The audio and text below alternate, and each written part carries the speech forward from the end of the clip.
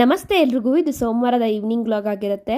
ಮನೇಲಿರೋ ಮನಿ ಪ್ಲಾಂಟ್ನೆಲ್ಲ clean ಮಾಡಿ ಇಟ್ಟಿದ್ದೆ. So ಅಡುಗೆ ಮನೆದು ಕ್ಲೀನ್ ಮಾಡ್ಕೊಳ್ಳೋಣ ಅಂತ ಹೇಳಿ ಕ್ಲೀನ್ ಮಾಡಿ ಇಟ್ಕೊಂಡೆ. ಇದು ಕೂಡ ತುಂಬ ಚೆನ್ನಾಗಿ ಬೆಳೆದಿತ್ತು. ಇವತ್ತಿನ ಊಟಕ್ಕೆ ಅಂತ ಹೇಳಿ ಟೊಮೆಟೊ ಮೆಂತ್ಯ ಕರಿ ಮಾಡ್ಕೋತಿದ್ದೆ. ನಾನು ಡಯಟಲ್ಲಿರೋದ್ರಿಂದ ನಾನು ಬಾಯ್ಲ್ಡ್ ಎಗ್ ತಿಂತೀನಿ ಯಾವಾಗ್ಲೂ. ಬಟ್ ಇವತ್ತು ಸೋಮವಾರ ಆಗಿರೋದ್ರಿಂದ ಬೆಳಗ್ಗೆಯಿಂದ ಏನಪ್ಪ ಡಯಟ್ ಫುಡ್ ಮಾಡ್ಕೊಳ್ಳೋದು ಅಂತ ಯೋಚನೆ ಮಾಡ್ತಿದ್ದೆ.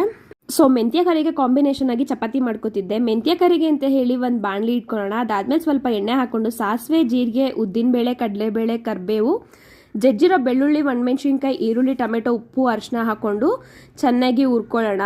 ಅದಾದ್ಮೇಲೆ ಮೆಂತ್ಯ ಸೊಪ್ಪು, ಚಿಲ್ಲಿ ಪೌಡ್ರು, ಧನಿಯಾ ಪುಡಿ, ಗರಂ ಮಸಾಲ ಹಾಕೊಂಡು ಚೆನ್ನಾಗಿ ಮಿಕ್ಸ್ ಮಾಡ್ಕೊಳ್ಳೋಣ.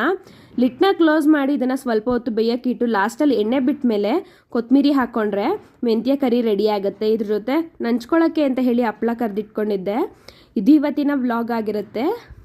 ಈ ರೆಸಿಪಿನ ಟ್ರೈ ಮಾಡಿ ಹೇಗಿತ್ತು ಅಂತ ಕಮೆಂಟ್ ಸೆಕ್ಷನಲ್ಲಿ ಹೇಳಿ. Thank you.